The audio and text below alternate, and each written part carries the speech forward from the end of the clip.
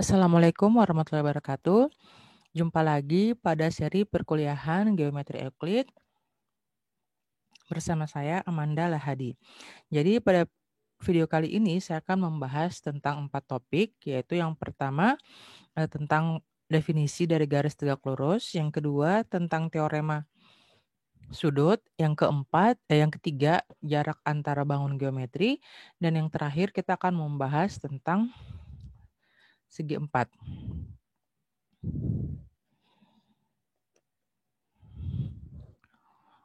Kita mulai tentang pembahasan garis tegak lurus.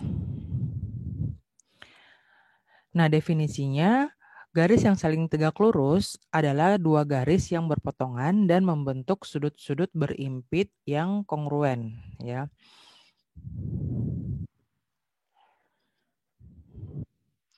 Nanti di sini kita akan melihat sudut-sudut yang kongruen itu besar sudutnya itu seperti apa? Apakah 90 derajat atau kurang dari 90 derajat atau lebih dari 90 derajat? Kita akan melihatnya pada teorema setelah ini. Nah, setelah punya definisi, selanjutnya kita punya aksioma ketegak lurusan, ya. Aksioma yang pertama itu diberikan sebuah garis G dan sebuah titik P di luar garis tersebut, maka terdapat tepat satu garis yang melalui P dan tegak lurus dengan G, ya. Jadi kalau kita punya garis, misalnya garis G, terus ada titik P di luar garis tersebut, maka akan tepat satu garis yang melewati P dan tegak lurus dengan si G ini. Aksioma yang kedua, diberikan dua garis sejajar G1 dan G2. Ya, dua garis sejajar G1 dan G2. Ya, ini anggap dia sejajar ya. G1 dan G2. Jika sebuah garis cut tegak lurus dengan G2, dengan G1 nih ya. Ya. Jika sebuah garis K dia itu tegak lurus dengan G1, maka K juga tegak lurus dengan G2. Ya, jadi kalau kita punya garis K di sini dan G1, G2 sejajar, artinya kalau K dia tegak lurus sama G1, maka K juga akan tegak lurus dengan G2. Oke. Nah, ini dia teorema tentang besar sudut yang dibentuk oleh dua garis yang tegak lurus.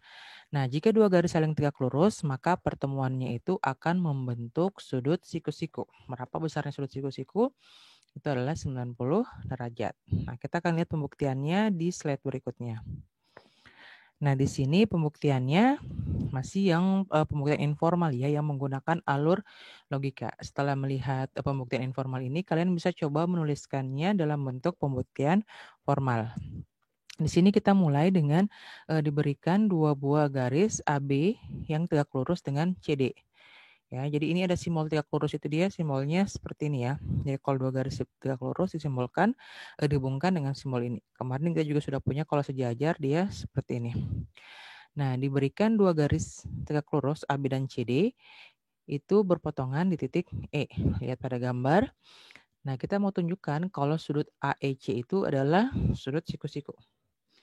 Kita mau tunjukkan kalau ini dia siku-siku ya. Nah, kita mulai dari pernyataan yang diberikan. Jadi berikan di situ di pernyataan satu ini diberikan kalau AB tegak lurus di CD dan berpotongan di titik E.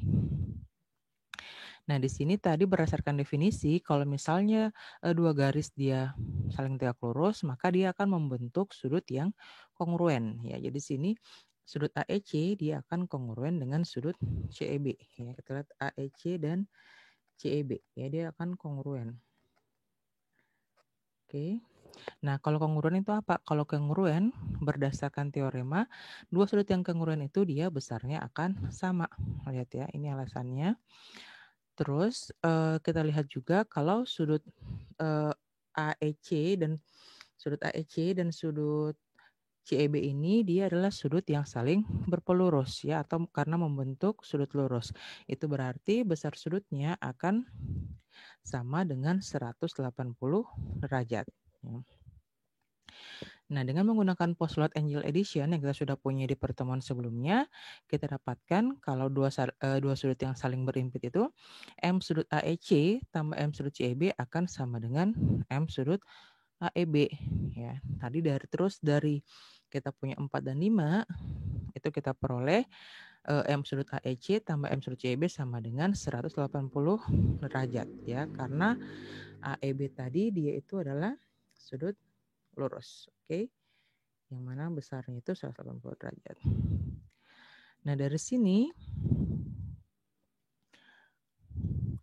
kita substitusi lagi. Tadi di pernyataan 3 kita punya kalau M sudut AEC itu sama dengan M sudut CEB. Berarti kita bisa ganti CEB yang ada di sini di pernyataan ini menjadi AEC ya. Jadi pernyataannya menjadi M sudut AEC tambah M sudut AEC sama dengan 180 derajat.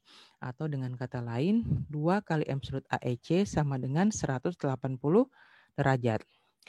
Dari sini dengan menggunakan aturan pembagian, maka kita peroleh kedua ruas dibagi 2, kita dapatkan kalau M sudut AEC itu sama dengan 90 derajat.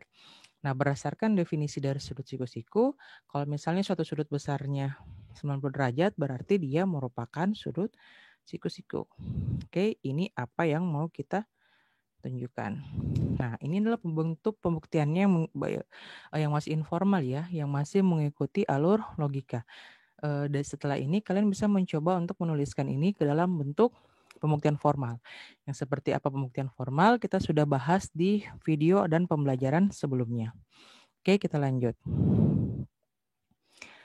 Nah, di sini teorema selanjutnya, jika G1 tegak lurus dengan garis K dan G2 juga tegak lurus dengan garis K, maka G1 sejajar dengan G2 ya. Ini merupakan kebalikan dari aksioma ketegaklurusan yang kita sudah punya tadi. Tadi di aksiomanya kalau misalnya G1 sejajar dengan G2 dan K itu dia tegak lurus dengan G1, maka K juga akan tegak lurus dengan G2. Ini kebalikannya ya.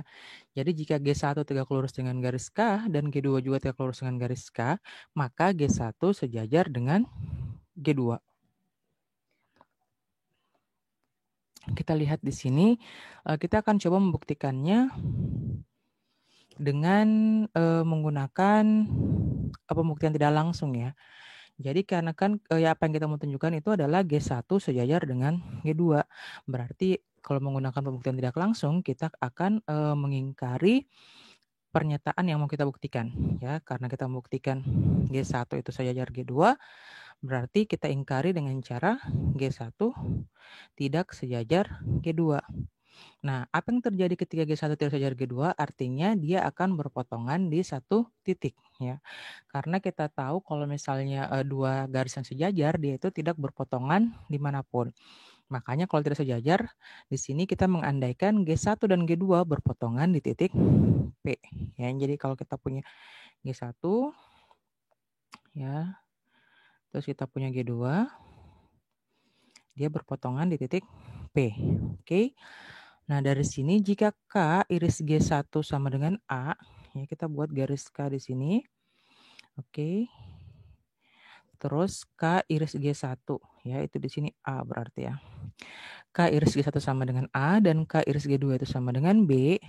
Oke. Maka sudut A dan sudut B adalah segitiga siku-siku.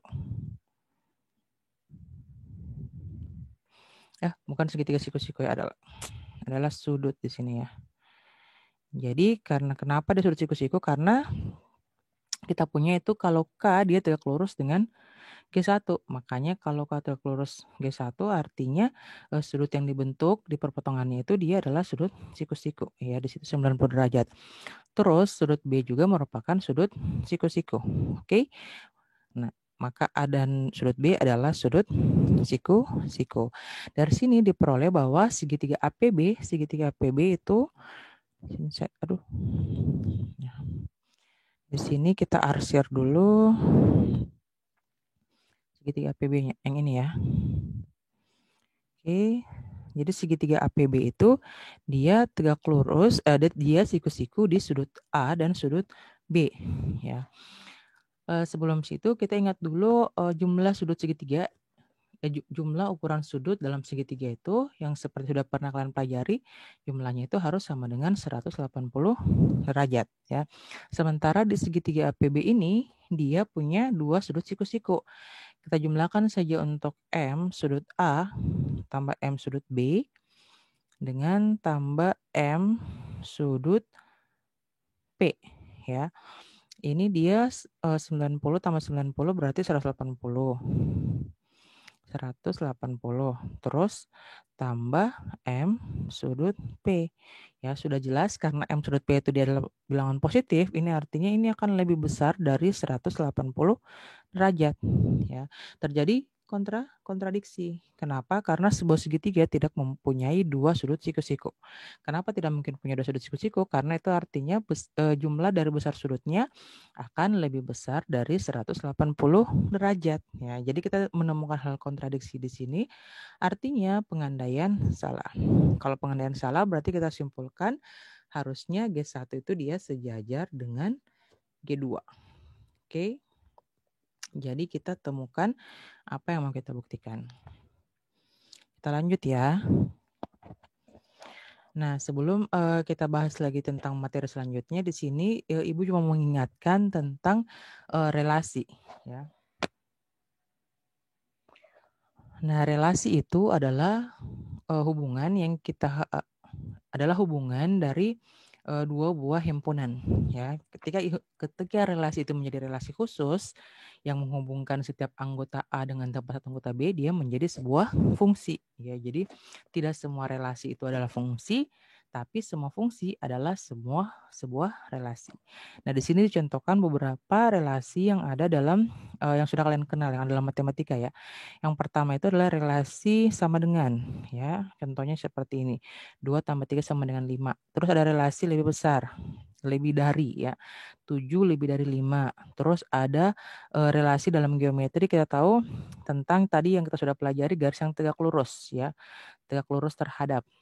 Ini artinya garis L tegak lurus terhadap garis M. Terus sudut-sudut yang saling komplement.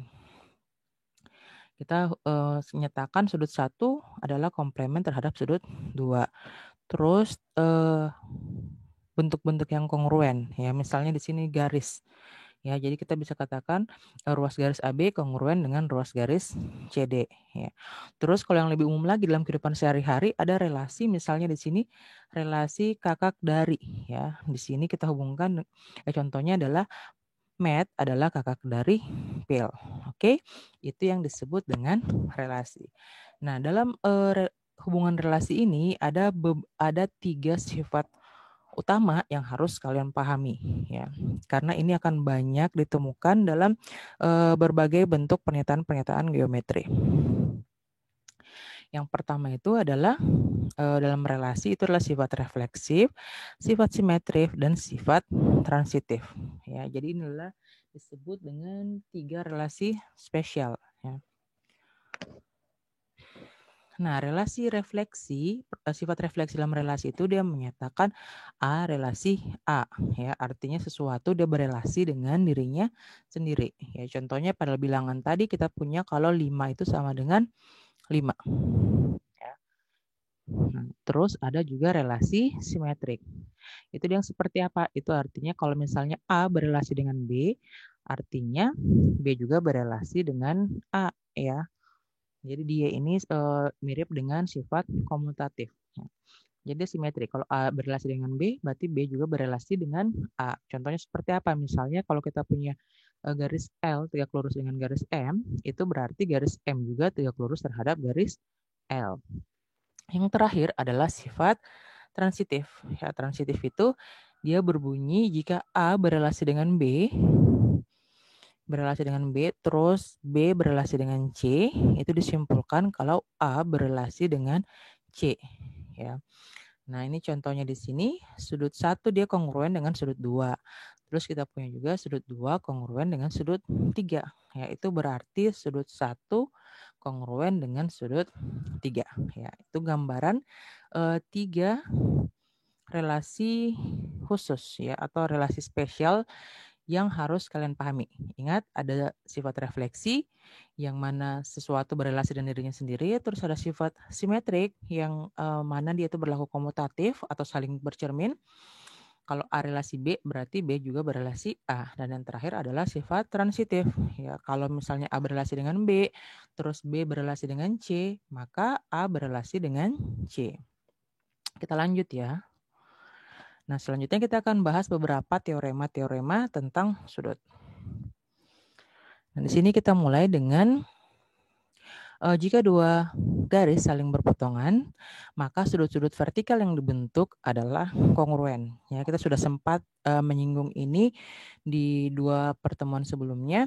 Jadi kalau kita punya 2 garis yang berpotongan, maka sudut-sudut vertikal yang dibentuk adalah kongruen. Ya, atau ini dengan kata lain, kita bisa menyebutnya dengan sudut yang bertolak belakang ya. Jadi ini misalnya di sini 3 itu kongruen dengan 1 ya. Terus berikutnya adalah teorema tentang sudut siku-siku ya. Kalau teorema tadi itu tidak perlu kita buktikan karena sudah kita buktikan di video-video sebelumnya. Nah, di teorema berikutnya ini dia berbunyi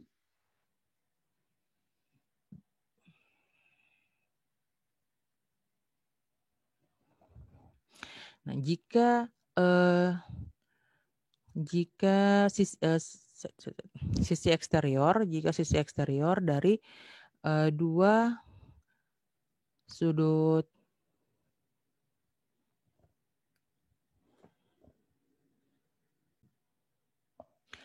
jadi jika sisi-sisi eksterior dari 2 sudut lancip yang saling berimpit membentuk sinar garis yang saling tegak lurus ya, maka sudut-sudut yang terbentuk itu dia saling komplement ya. Jadi saling komplement itu adalah jumlah sudutnya sama dengan 90 derajat.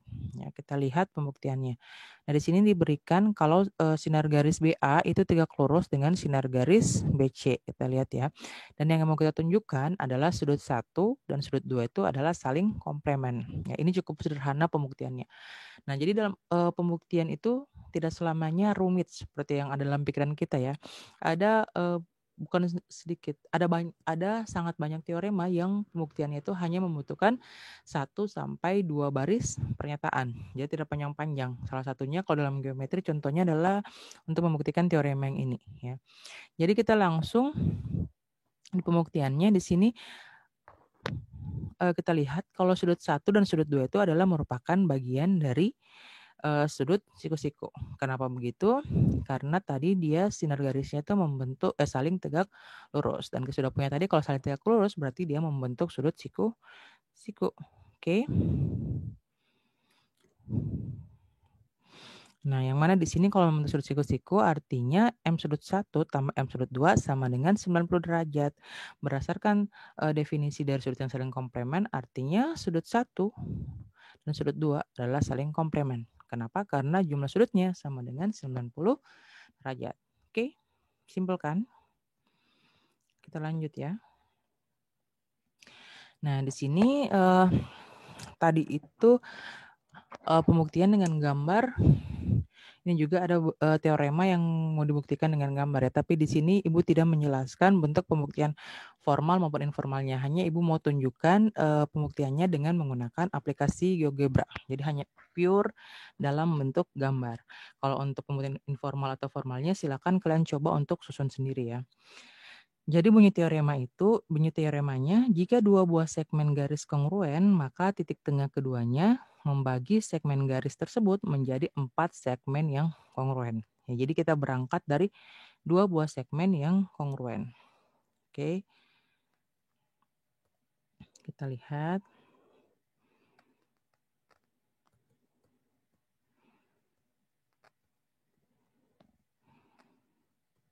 Ups.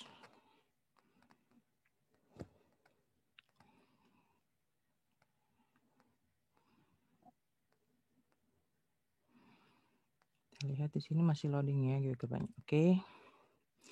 Jadi untuk aplikasi GeoGebra sendiri ini bisa kalian download ya. Bisa kalian download atau bisa kalian gunakan secara online. Jadi alamatnya di www.geogebra.org ya.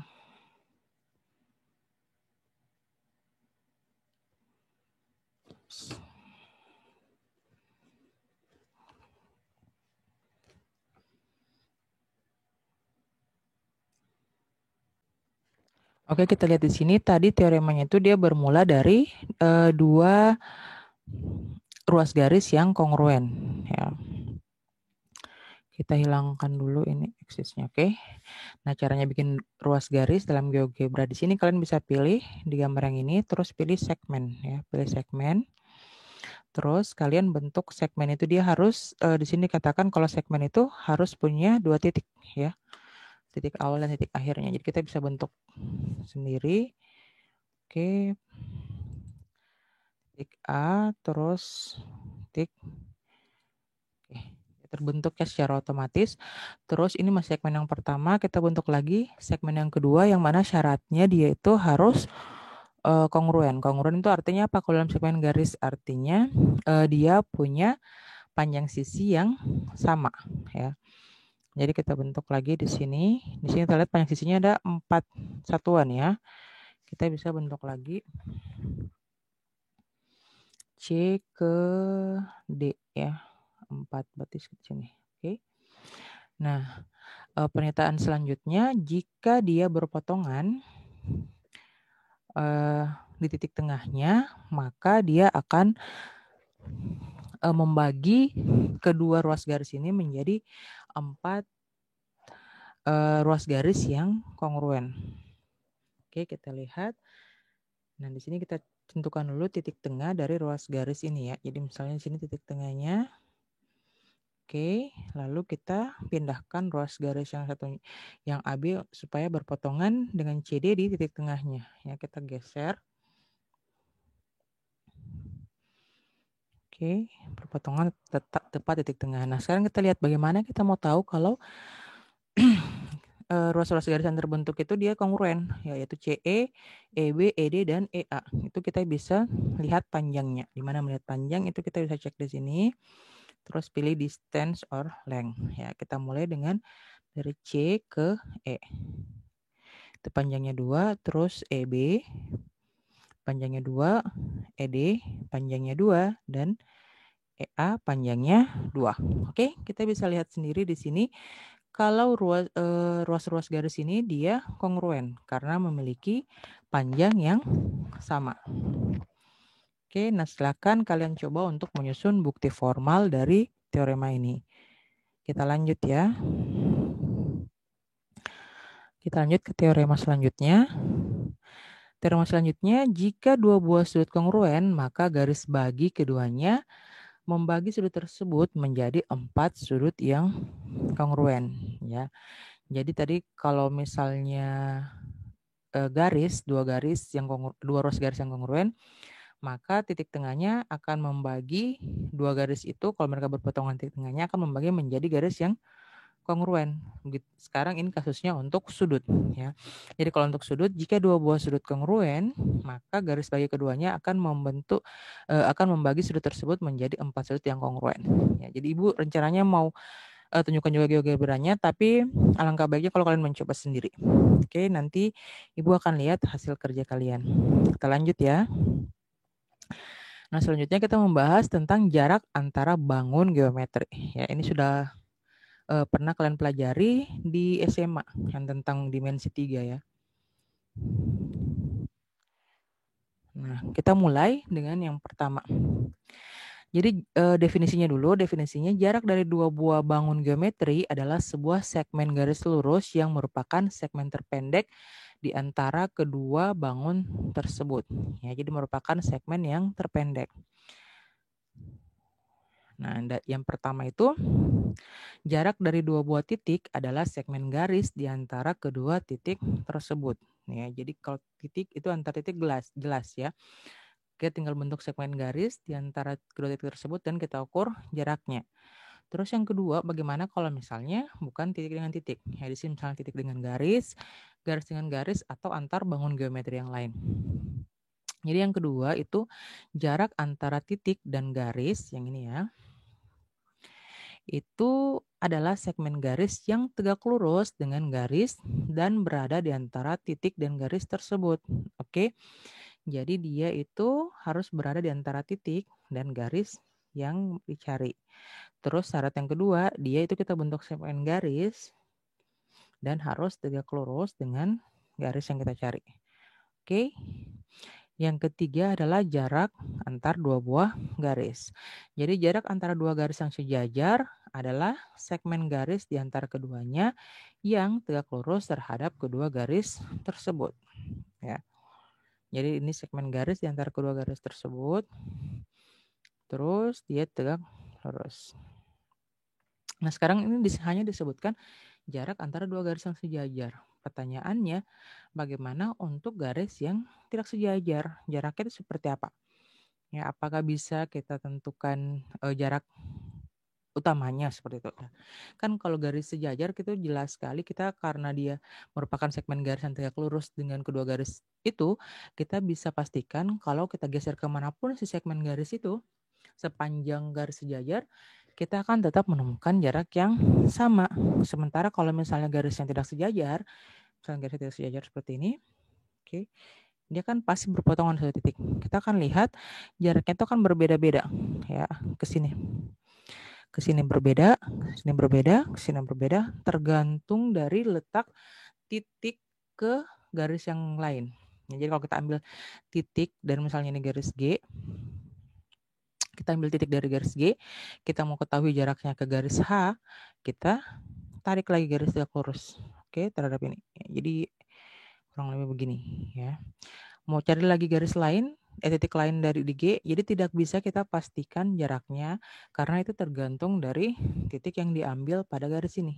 Berbeda dengan kalau garisnya dia sejajar. Yang berikutnya, yang keempat adalah jarak antara titik dan sebuah lingkaran. Ya, jadi jarak antara titik dan sebuah lingkaran adalah segmen garis di antara keduanya yang berada pada garis yang melalui titik tersebut dan titik pusat lingkaran.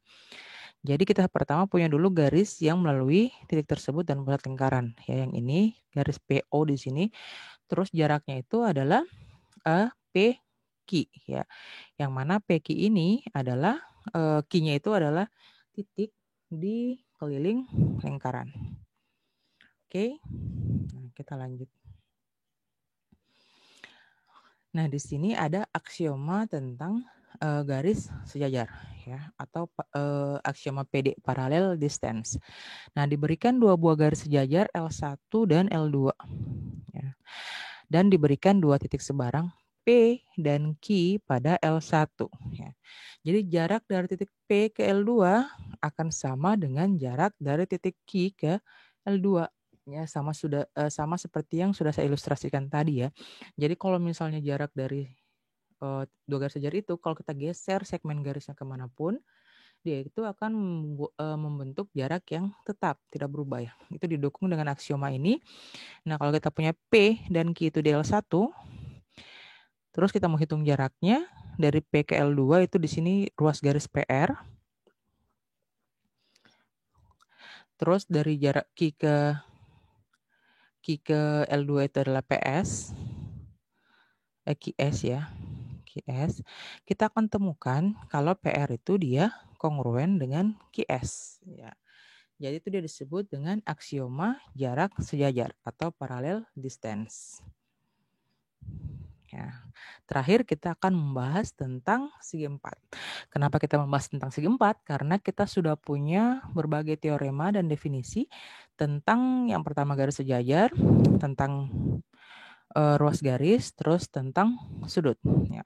Baik sudut yang siku-siku, sudut yang bertolak belakang, dan lain sebagainya. Kita lihat ya. Jadi yang seperti apa itu segi 4 ya? Ini dia disebut kalau bahasa internasionalnya itu adalah quadrilateral ya. Nah, segi 4 itu dia dimulai dari 3 titik yang berbeda ya. Nah, di sini 3 titik itu 4 titik yang berbeda ya. Di sini digambarkan P, Q, M dan N. Jadi titik itu apa saja ya? Tidak harus P, Q, M, N. Dan jelas dia harus berbeda. Terus keempat titik tersebut dia saling membentuk ruas garis, ya, yang mana nanti dalam segi empat itu dia disebut sebagai sisi, ya. Oke. Nah, jadi dia akan saling membentuk sisi, ya, saling membentuk ruas garis. Jadi saling bukan saling berpasangan, saling connected. Jadi dia saling berkoneksi. Jadi P ke Q membentuk ruas garis, Q ke M membentuk ruas garis, M ke N, dan terakhir N ke P. Oke. Nah, sebarang bentuk empat sisi, ya, bentuk empat sisi yang dibentuk dari empat titik tadi dalam sebuah bidang itu dia disebut dengan segi empat atau kuadrilateral. Oke. Nah, jika sisi yang berlawanan dari segi empat itu dia paralel, ya, jadi kalau kayak ini PQ dengan MN itu dia paralel atau sejajar, ya. Terus yang QM dengan PN dia sejajar, maka dia disebut paralelogram atau yang kita kenal dengan jajar genjang. Oke. Nah, apakah segi empat hanya itu saja? Tentu saja bukan, ya. Ada banyak segi empat yang sudah kalian kenal sejak bangku sekolah dasar. Nah, sebenarnya dengan menggunakan sifat sudut dan sifat garis-garis sejajarnya, kita bisa menurunkan hubungan antara segi-segi empat yang sudah kita kenal. Kita lihat di sini. Ya, jadi segi empat itu awalnya dia tuh bentuknya tidak beraturan, ya. Jadi apapun bangun yang ada di bidang yang dibentuk dari empat sisi itu dia disebut sebagai segi empat. Oke, ya, dia tidak harus panjangnya sama, tidak harus saling tegak lurus, atau tidak harus saling sejajar.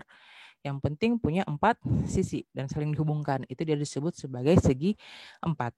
Ya. Nah, sekarang apa yang terjadi kalau misalnya dia memiliki sifat sisinya saling sejajar, atau sudutnya ada yang sama, atau ada yang saling tegak lurus? Apa yang terjadi dengan segi empat tersebut? Maka dia akan muncul bentuk-bentuk segi empat seperti yang sudah kita kenal, ya. Yang pertama di sini kalau misalnya satu pasang garisnya itu sejajar yang saling berhadapan, itu dia akan membentuk yang kita kenal dengan trapesium. Oke. Kalau misalnya dua pasang sisinya sejajar yang saling berhadapan, dia itu membentuk jajar genjang. Oke.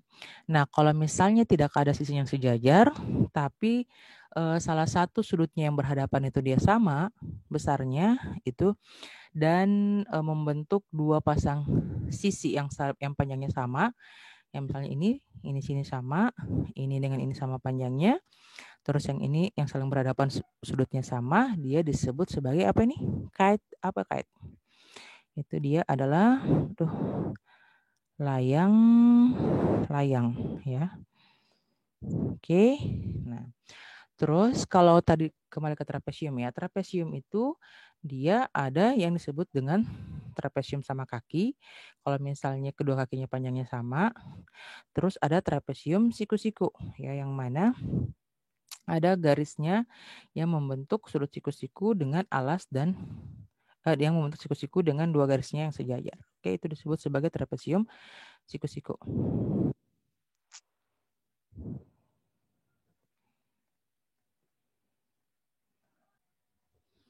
Oke, nah selanjutnya kalau kalau jajar genjang, kalau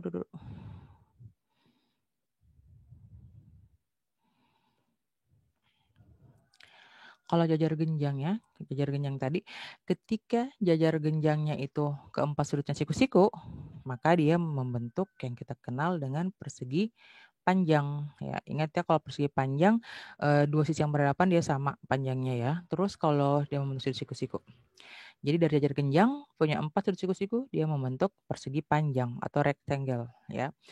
Terus dari jajar genjang juga kalau misalnya keempat sisinya panjangnya sama, dia membentuk rhombus. Apa itu rhombus? Rhombus itu adalah yang kita kenal dengan belah ketupat.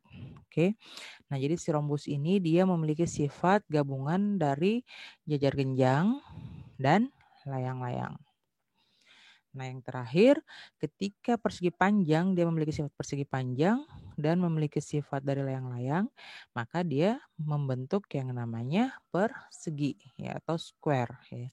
Jadi persegi pertama dia memiliki sifat persegi panjang yaitu keempat sudutnya siku-siku, terus dia memiliki sifat dari belah ketupat yaitu keempat sisinya memiliki panjang yang sama. Oke?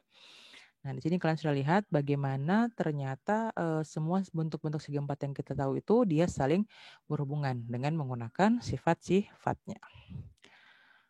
Oke, nah dari sini kita punya definisi dari persegi panjang.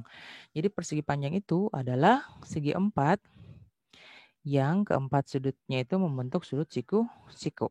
Oke. Nah, di sini juga kita punya aksioma yang berlaku pada persegi panjang ya. Yang pertama itu